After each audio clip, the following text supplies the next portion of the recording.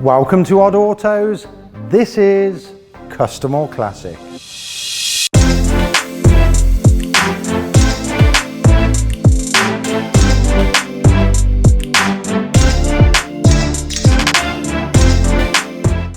Welcome back everybody to Custom or Classic, where we are on part 7 and still doing our custom Mk2 Escort.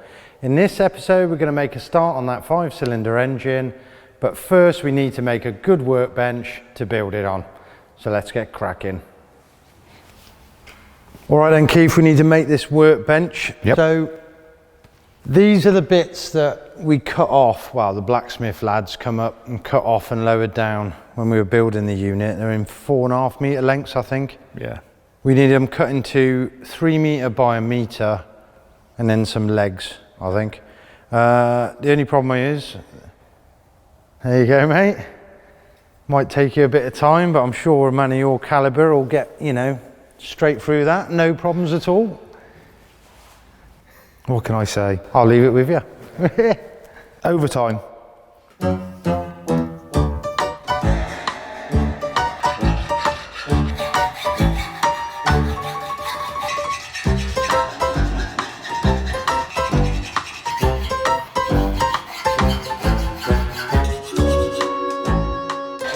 Keith, haven't you done that job yet, mate?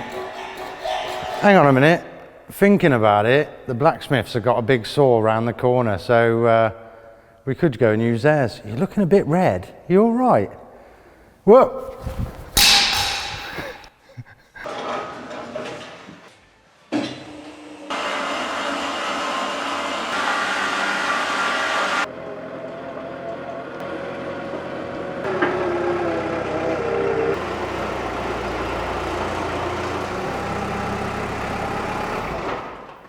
There we go, mate. That weren't so bad. I don't know why you get so upset all the time. Let's lay this out and make us a workbench. Let's go.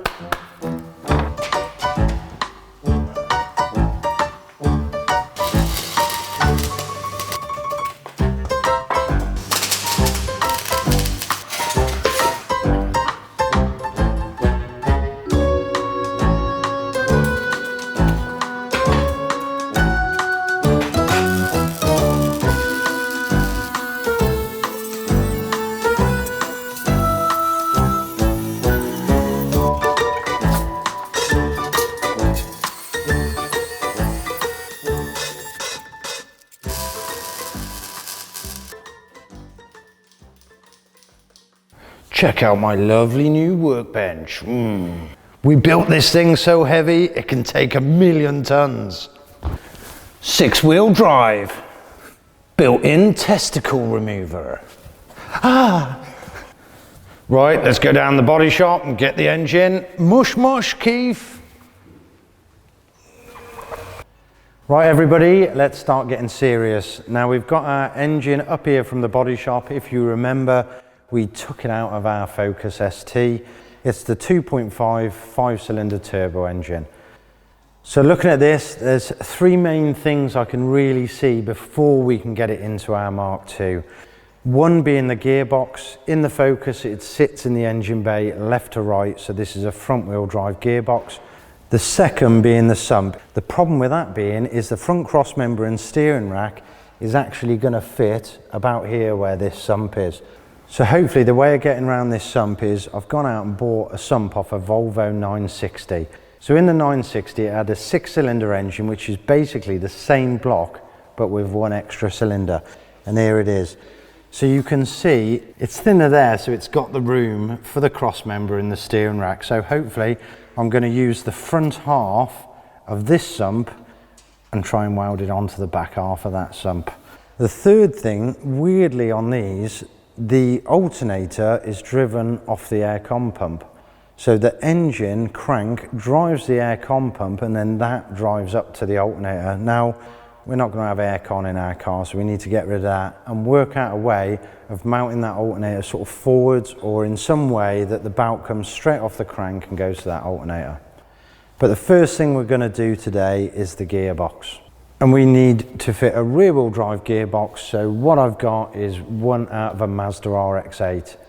I went for a 5-speed box instead of a 6-speed because one, I was told that the 5-speed is a bit more stronger internally, and two, if you go into the gear ratios, 5th gear of the 5-speed box and 6th gear of the 6-speed box is actually pretty much the same ratio. So you'll still get the same top end, but with a 5-speed, you've got that one less gear change.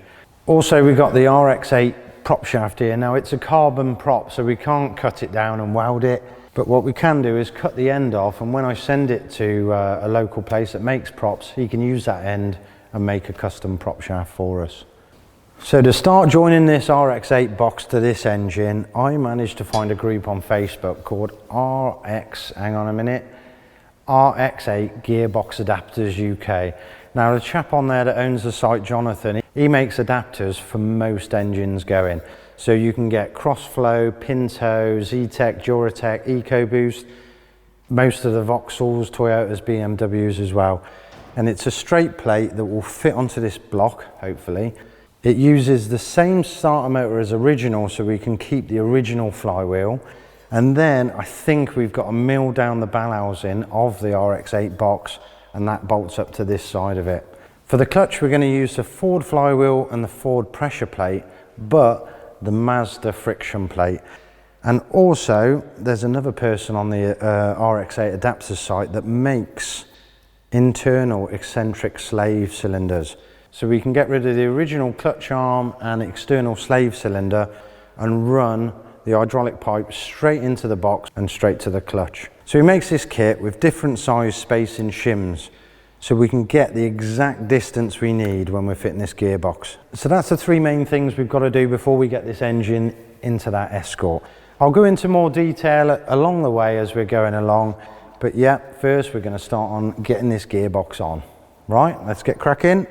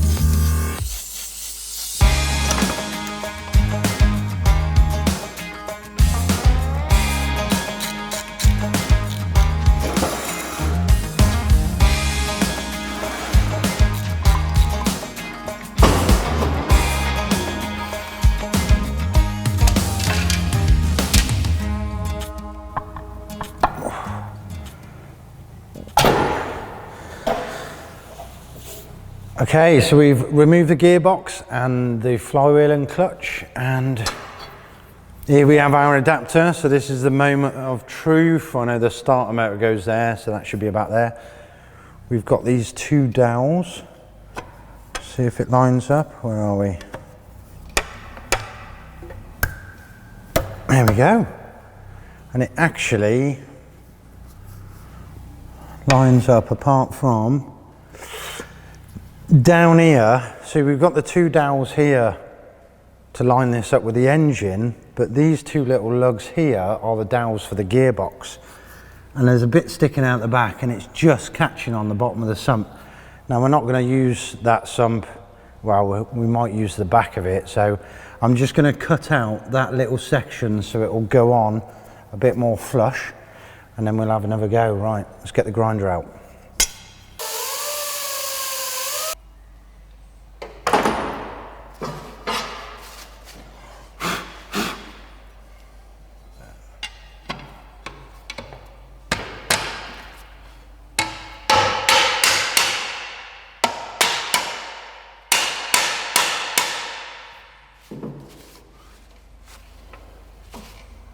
We're on. Right, let's get some bolts in and cut them to the right length. These dowels are sticking through slightly, so we'll have to trim them down and then we'll get the gearbox. Sound.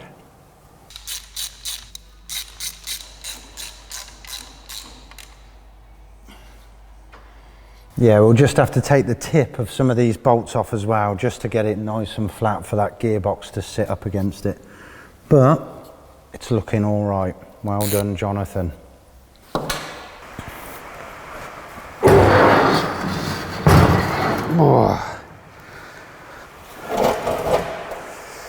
So here's what I was saying earlier with the release bearing and the fork, and we've got our external slave. It's a lot of moving parts which we don't want. So with that new release bearing, it's all sealed, and all we've got is just one pipe coming out the box. So I think the first thing is we'll pull this off. Right, so we're at that stage now where it starts to get a bit technical and you have to get the tape measure out. So normally in the middle of the RX-8 flywheel you have a spigot bearing, and what that does is it supports this input shaft at the engine end, and there is the spigot bearing, and it just slides over the end of that. But what we've got to do is fit it inside this flywheel, which funnily enough it fits in there quite snug.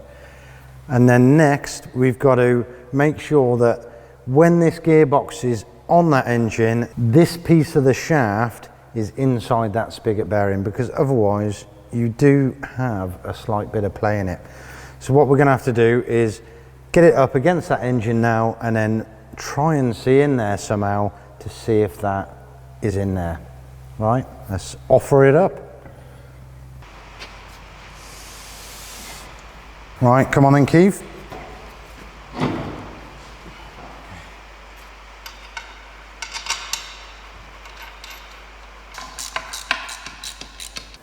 Okay, so me and Keith just lifted the box on and just fixed it temporarily with 2 bolts. And I can see that that input shaft is just flush with the crank. So we need to machine at least 15, 16 mil off the tip of this bell housing to get that further in, so this spigot will work.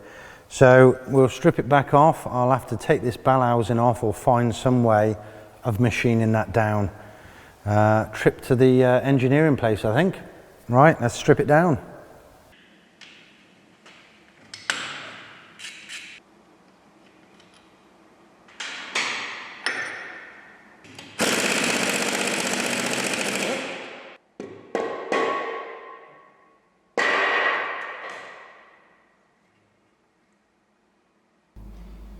Right, that's one bell housing off. Let's take it to the machine shop and see if they can take 16 mil off this face. Hopefully they will. We'll find out.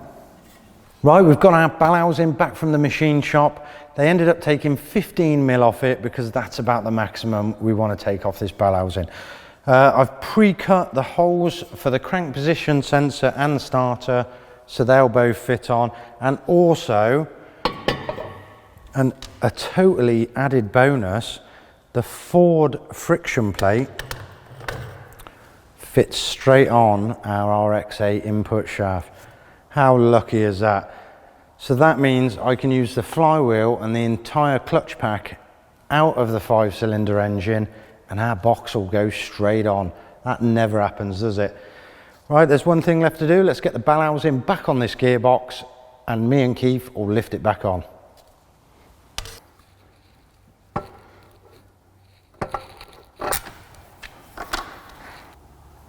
That's much better.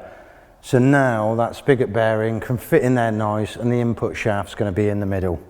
Yeah, proper job. So we'll fit the clutch on, we know that fits, and I'll do the release bearing, and then that's it. That's our box done. Wasn't too bad actually. I'm quite surprised on how easy that was.